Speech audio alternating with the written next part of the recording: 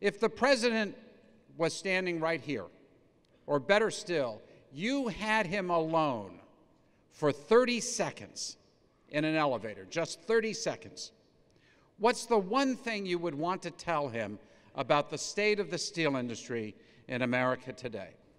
I would spend the first 10 just praising him and telling him how tall, how handsome, how smart, how brilliant, and how everything great he is.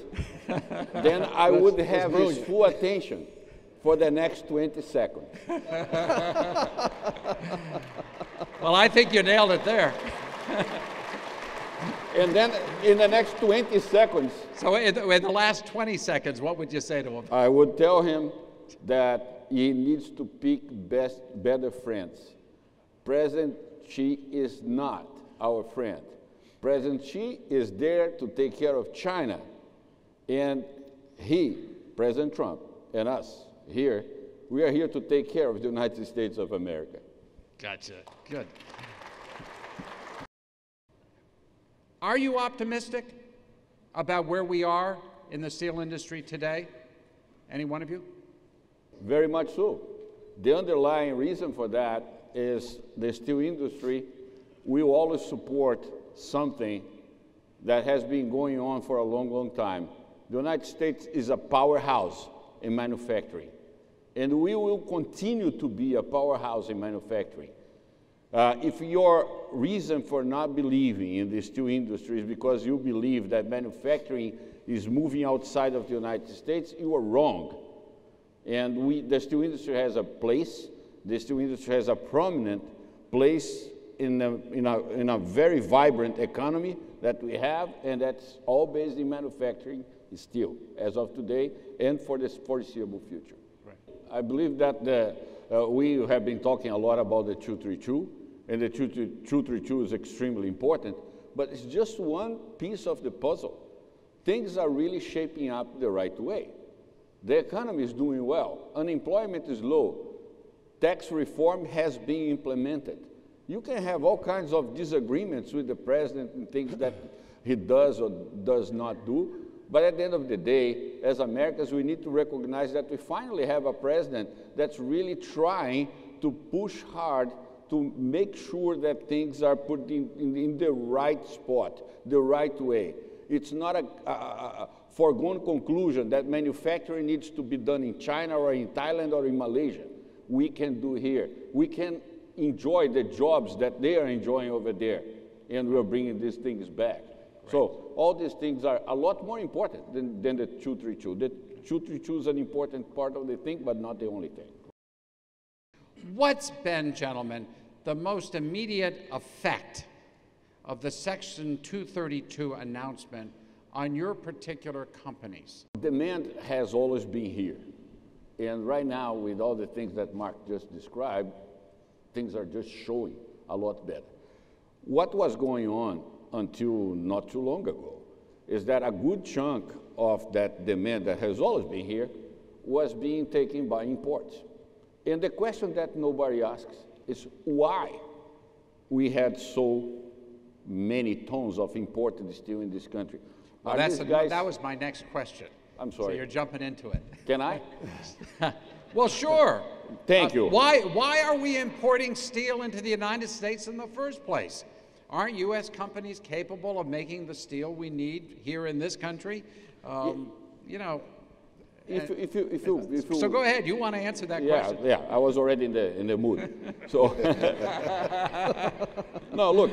If you hear to mainstream media, and I'm not talking Station A against Station B. That's not the point. It's everywhere. It's even in the academia, in the universities, everywhere. It looks like we're a bunch of incompetent people. That these guys outside, they are more competent than we are. Even the Secretary General of the World Steel, the former International Iron and Steel Institute, said, oh, that 232 might allow the American steel industry to get more competitive. That's absurd. That's ridiculous. That's completely wrong. We are competitive, we are competent, we are everything. The only problem is that we can't compete against three things. that are mostly present in China. One, we can't compete about the absurdly low wages that are paid to the Chinese workers. I'm talking about $5,000 a year in average, $5,000 a year. Second, we can't compete against a country that has absolutely no controls against pollution. And that saves not only a lot of money, but creates shortcuts that are not acceptable in the developed world. And third, on top of these two, you have a number of subsidies just designed to create overproduction out of overcapacity and just export to crush other countries' industries. That's what we're being victimized for a long, long time and accepting as a fact of life. And that's what's being changed as we have the work of this administration. The United States imports more steel than any nation in the world, 36 million tons last year, increasing at double-digit rates, despite anti-dumping, countervailing duties, and maybe even 232. Steel imports were actually were up in March over February. So my question is, are steel tariffs the right remedy? Are they the right remedy to reduce reliance on foreign steel? What do you think? Lourenco? Look, steel tariffs is a good start. It's a start. It's a start. And the tariffs are, especially under the protection of Section 232 and national security basis, is bringing people to the table to talk. I'll give you an example. You know, I'm originally from Brazil. Right. The first reaction of the Brazilians against Section 232 was of outrage. Oh, you can't do that. We'll go to the WTO, we'll do that, we'll complain, we'll fight, and etc. Well, the negotiation was going that way. The United States side of the delegation said, okay, so we're going to be left with 25%. Have a good day.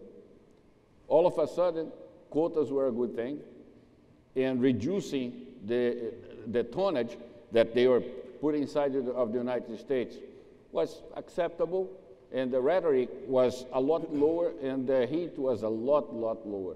So the tariffs worked in a way to create a more of a negotiated solution. Because at the end of the day, we will continue to import. Over the course of the last decades, we were brought, in terms of capacity, to a number that is smaller than the domestic consumption. What we can't afford is having our country flooded with unfairly traded steel, just designed to smash the steel industry down and put ourselves in our bag. How does a tariff on imported steel in the U.S. address the underlying problem of global overcapacity?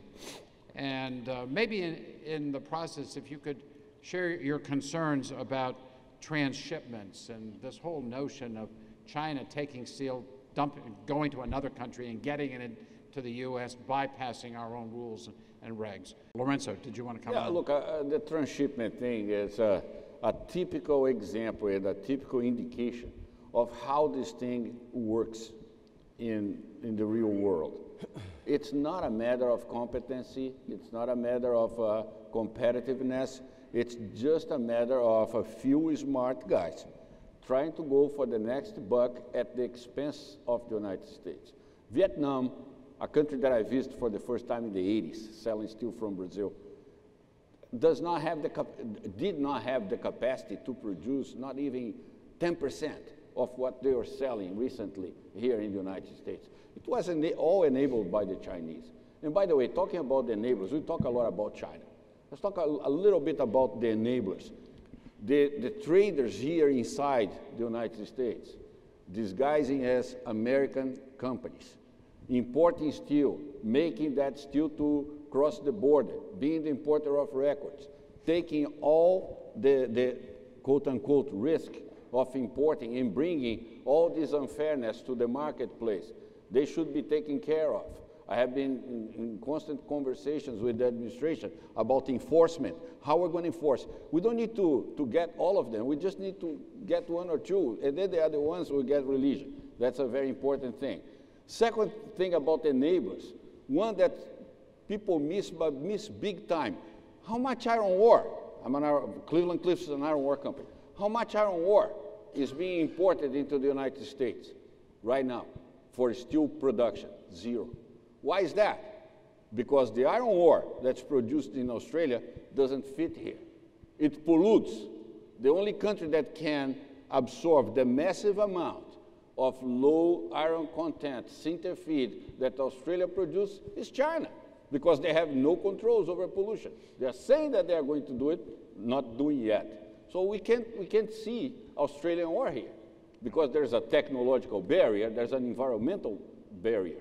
With steel should be the same thing. It's not visible, but it's there.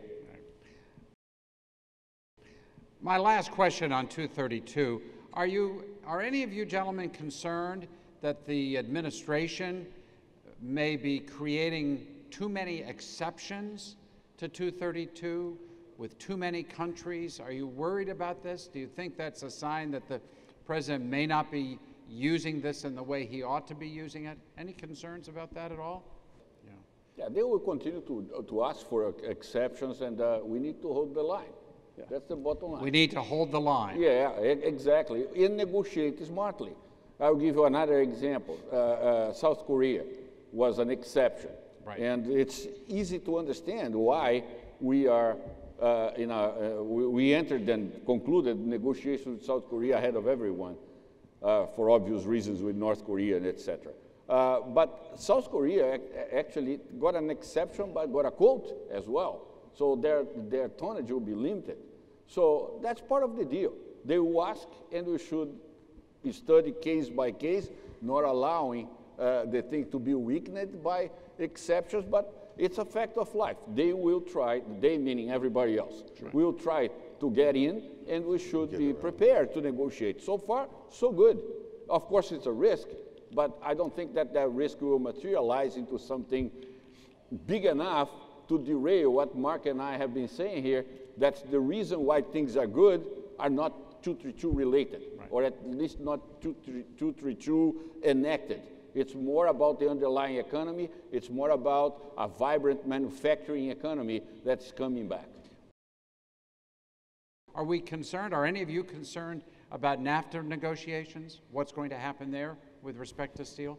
From iron ore Go ahead, Lourenco. From iron ore to a car, the iron unit crosses the border between the United States and Canada. Let's stay with the United States and Canada several times. We sell pellets to Canadian steel mills, and the Canadian steel mills will sell the steel, the coil, to American companies, and these American companies will produce something that will go back to Canada. So, like Mark is saying, it's totally integrated. We will not be able to break just based on a decree. This being said, it's very encouraging to see the Canadian government being very explicit, saying that they are not going to allow Canada to become a dumping ground or a transshipment ground. That's very important. Right. Mexico, before anything, needs to do exactly the same. I haven't heard yet.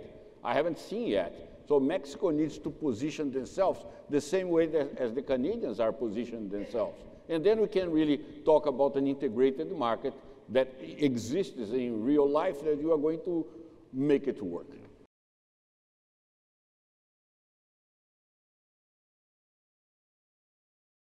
First of all, we don't have a lot of business at this point to complain about the amount of scrap generation in China, because scrap is a byproduct of manufacturing, and at this very moment, it's a fact of life. China will become, already is, but will become the biggest world producer of scrap. This being said, the United States we have already taught the world what to do with scrap. We need to increase the participation of electric arc furnaces in the mix. And that's a good thing for problems that apparently President Xi Jinping wants to address, including environmental controls. So I believe that the vast majority of the scrap that will be generated in China, will continue to be generated in China, will be used in China.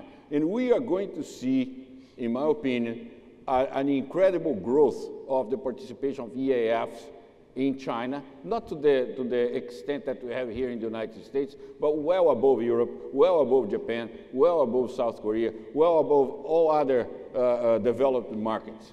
And that will take care of the huge surplus. So if that forecast materializes, the biggest victim will be Australia, because the only way out of this problem is to produce pellets. And in order to produce pellets, you need to have iron ore.